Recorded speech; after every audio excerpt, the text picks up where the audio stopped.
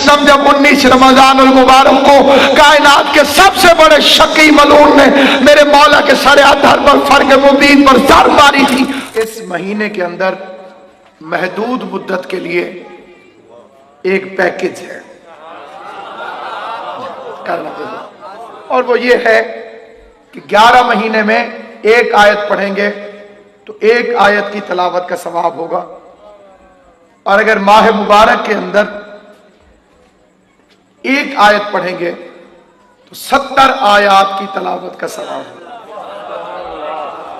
یعنی 11 مہینے میں ایک مرتبہ یا علی کہو تو ایک ختم قرآن کا ثواب ہوتا ہے.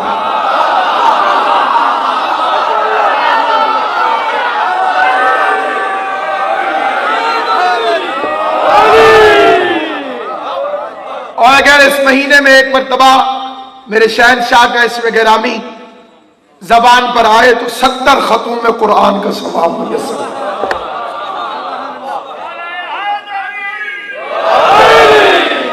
اور ارشاد ہو رہا ہے خداوند قدوس کی طرف سے انا انزلناہ فی لیلۃ القدر، ہم نے اس قرآن کو قدر والی عزت والی رات میں نازل کیا.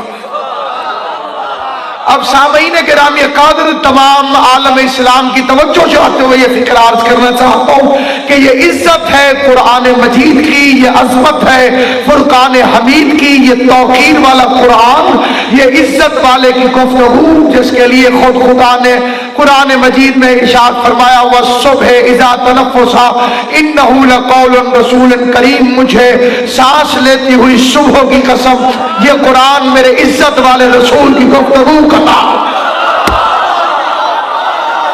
یہ ہادی کتاب، یہ رہنمائی کرنے والی کتاب، یہ اندھیروں میں اجالا کر دینے والی کتاب، یہ سمندروں میں رستہ بنا دینے والی کتاب جس میں حکمت کے سمندر ہیں، جس میں عقل کے موتی ہیں، جس میں ہدایت پا جانے والوں کے لیے راہیں ہیں.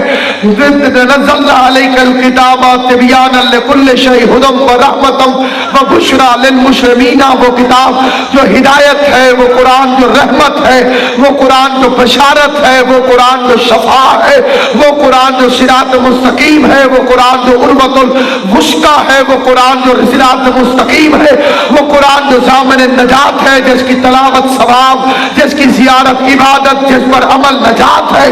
اتنا عزت والا ہے کہ جس رات میں نازل ہوا اس رات جیسی رات کوئی نہ ہوئی، جس مہینے میں نازل ہوا اس مہینے جیسا مہینہ نہ ہوا، جو فرشتہ لے کر آیا اس فرشتے جیسا فرشتہ نہ ہوا، تو جس محمد پر نازل ہوا وہ تمہارے جیسا کیسے ہوگا؟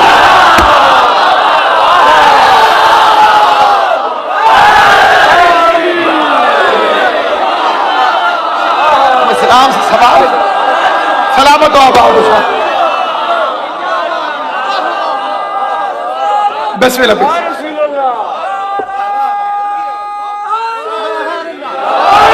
ہر چیز میں جھجک کرنا لیکن نام علی لینے میں شرم نہ کرنا. چوکوں پر اپنے پیر کا نام آہستہ وہ لیتا ہے جس کے پیر نے اسے کسی میدان میں شرمندہ کیا ہو. ہم نہ طاقت سے گھبراتے ہیں، نہ گولیوں سے ڈرتے ہیں، نہ بم دھماکوں سے گھبراتے ہیں. یہ بوسل حکومت جو ہمیں مشورہ دے کر کہتی ہے کہ دہشت گردی کا نتیجہ یہ ہے تم جلوس نکالنا چھوڑ دو، تم سڑک پر نہ آؤ، میں کہتا ہوں پہلے مسجدوں کو بند کرواؤ پھر وفاداری کو بند کرواؤ.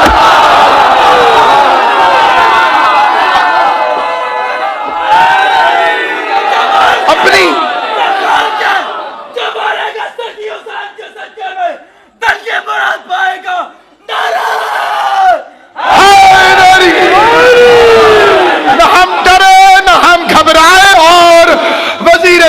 سن لیں ذکر حسین اندر فور وال رکنے والی چیز کا نام نہیں ہے.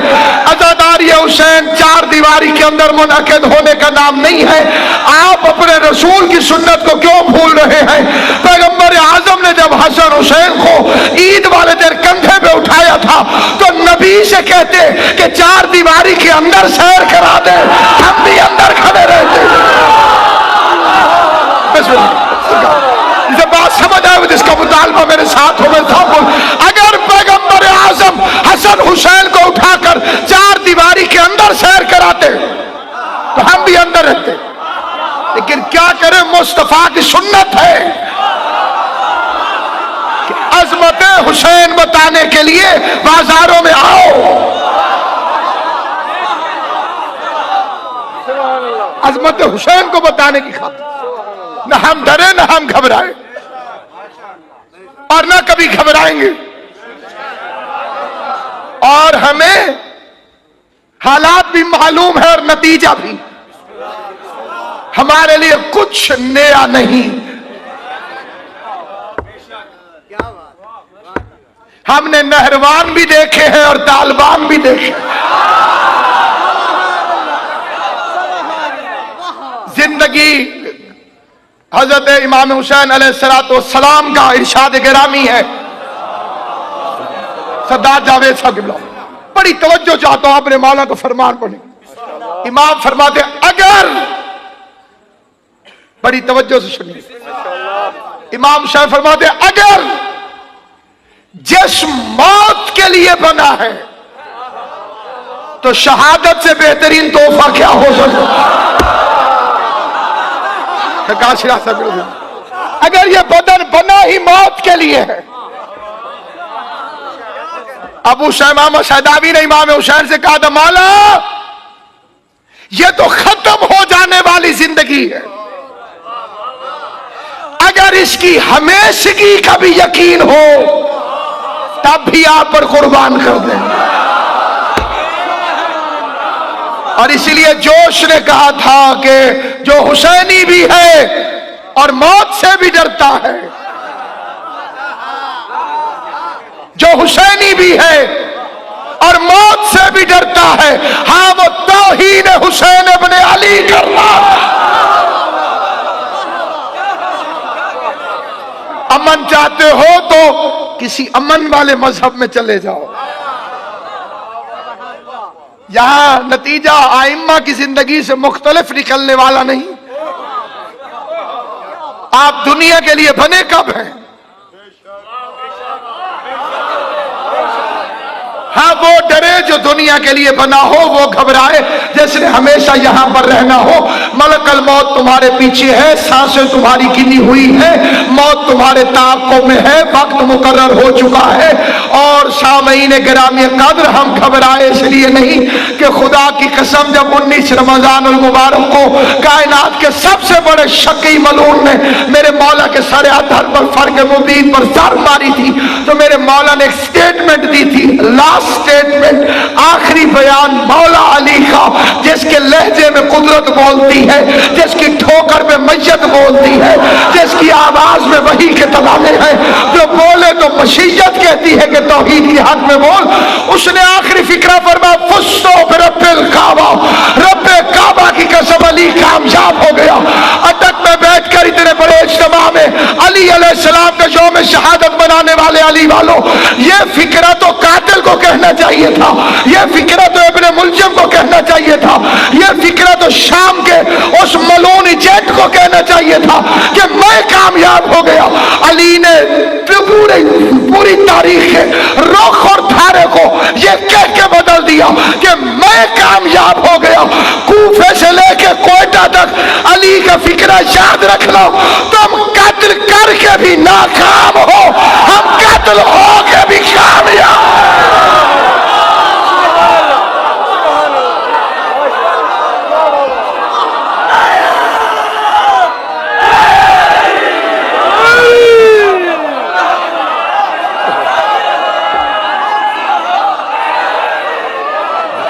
میرے بادشاہ علی ابن ابی طالب نے ایک فکرے کے اندر قیامت تک کا فیصلہ دے دیا، تم قتل کر کے بھی نامراد ہو،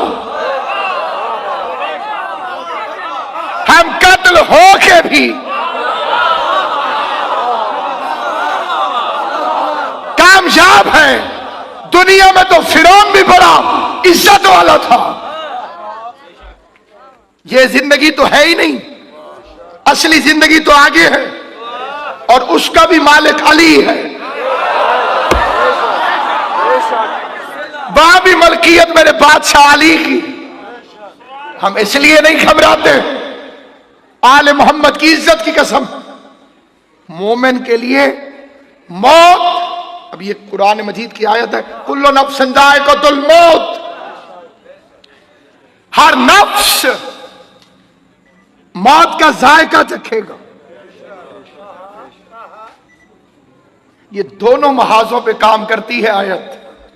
ہر نفس موت کا ذائقہ چکھے گا. موت کا ذائقہ جو چکھتا ہے وہ نفس ہے.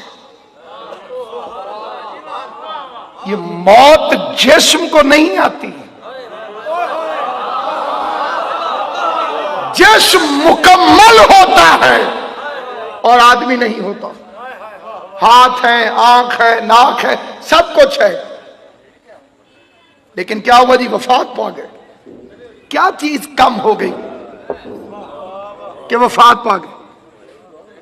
موت کہ خود امیر المومنین نے یہ پوری دنیا میں انتہائی پڑھے لکھے لوگوں کے تھیسس پڑھی ہے. آپ ان سے پوچھیں کہ یہ زندگی ہے کیا؟ پوری کتاب کو انہوں نے کھول کے رکھ دیا. آنکھ کی بیماریاں گن کے بتا دی. 101 101 ابو علی سینا نے بھی اتنی بتائی تھی. ان کے 100 دوسری کوئی نہیں بیان کر سکتا. 102 نہیں ہو سکی. 101 ہڈیاں گن لی، رگیں گن لی، شریانیں گن لی، دل کتنی دفعہ پمپ کرتا ہے، گردے کیا کرتے ہیں، جگر کیا کرتا ہے، میدا کیا کرتا ہے، پورا جسم کھول کے رکھ دیا. ان سے پوچھا یہ زندگی کیا ہے؟ وہ کہتے ہیں جی اس کتاب کے 2 صفحے نہیں ہیں ہمارے پاس، ایک پہلا ایک آخری.